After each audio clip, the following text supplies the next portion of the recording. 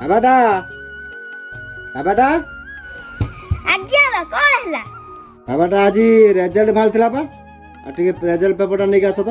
ବାବା ମୁଁ ନେଇକି ଆସିଛି। ବାବା ନିଅ। ବାବାଟା କ'ଣ ଏତେ କମ୍ ପରସେଣ୍ଟ ମାର୍କ ରହିଲା ଏଥରକ? କ'ଣ 63% ମାର୍କ ରଖିଛ? ସବୁ ତାର ତ କମ୍ ଅଛି। କ'ଣ ପାଠ ପଢୁଛ ତମେ ସବୁ? କିଛି ପାଠ ନାହିଁ ମୂର୍ଖ ହେଇଗଲାଣି। ଆଜିଠୁ ସ୍କୁଲ ଫୁଲ ବନ୍ଦ, ସବୁ ବନ୍ଦ, ଖାଇବା ବନ୍ଦ। ବାବା ମୁଁ ତ ସବୁ ପାଠ ପଢୁଛି, ସବୁ ମନେ ରଖୁଛି। ଆମ ସ୍କୁଲର ମ୍ୟାମ୍ ଯାହା ପଚାରୁଛନ୍ତି ମୁଁ ଆଗେ ଆନ୍ସର ଦଉଛି। ବାପା ମୋର ଏତେ କମ୍ ମାର୍କ କାହିଁକି ରହିଲା ମୁଁ ବି ଜାଣିନି।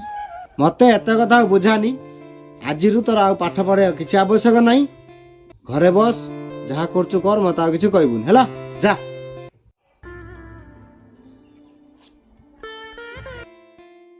ପିଲାଟା ଉପରୁ କାହିଁକି ଏତେ ଜୋର ପାଟି କରୁଛ?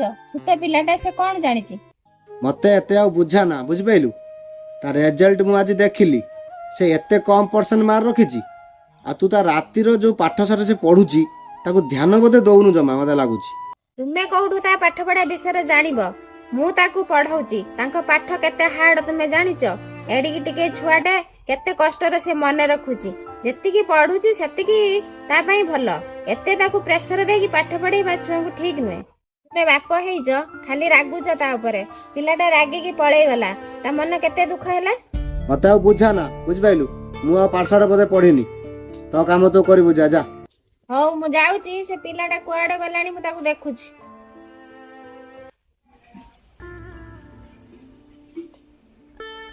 ଧନର ଖାଇବୁ ଚାଲେ।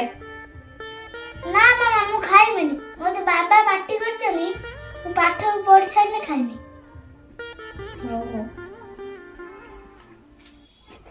ପିଲାଟା ଉପରେ କଣ ପାଟି କଲ? ପିଲାଟା ଖାଉ ନାହିଁ, ଯେତେ ଡାକିଲା ବେଳକୁ କିଛି ଶୁଣୁନି, କହୁଛି ବାବା ପାଟି କରିଛନ୍ତି, ମୁଁ ପାଠ ପଢି ସାରିଲେ ଖାଇବି।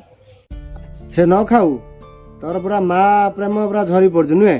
ବାବା ବାବା ମୁଁ ଭଲ ପାଠ ପଢିବି ବାବା, ମୁଁ ଭଲ ମାର୍କ ରଖିବି ବାବା। ତା ପରଦିନ କଣ କରୁଛୁ ଏଠି? କଣ କହୁଛ କି? କାଲି ଜାଣିଛୁ ନା ପୁଅ ରାତିର ବାଳୁ ଚାଳୁ ହଉଥିଲା ନିଦର, କହିଲା ବାବା ଆଉ ଏବେ ଭଲ ପାଠ ପଢିମି, ଭଲ ମାର୍କ ରଖିମି। ଆଉ ମୋ ମୁଣ୍ଡ ଖରାପ ହେଇଗଲା ତା ଏମିତି କଥା ଶୁଣିକି। ମୁଁ କାଲି ତୁମକୁ କହୁଥିଲି ନା ଛୁଆଟା ଉପରକୁ ଏମିତି ପାଟି କର ନା। କାଲି ରାତିର ସେ କିଛି ଖାଇଲାନି, ପାଠ ପଢିକି ଶୋଇ ପଡିଛି କେତେବେଳେ। ତୁ ଯାହା କହୁଥିଲୁ ଆକ୍ଚୁଆଲି ଠିକ କଥା କହୁଥିଲୁ। ଆଉ ମୁଁ କାଲି ଟିକେ ଅଧିକା ଟେନସନ ଥିଲି ନା, ଆଉ ପୁଅଟାକୁ ଏତେ ଜୋର କରି କହିଦେଲି। ଆଉ ମୁଁ ତାକୁ ବୁଝେଇକି କହିବାର ମୋର ହଉଛି କର୍ତ୍ତବ୍ୟ ଥିଲା। ଆଉ ଛୁଆଟା କାଲି ରାତିରେ ଯେତିକି ବାଳୁ ଚାଳୁଛି ହେଇଛି, ଆଉ ମତେ ନିଜକୁ ଏତେ ଦୁଃଖ ଲାଗୁଛି।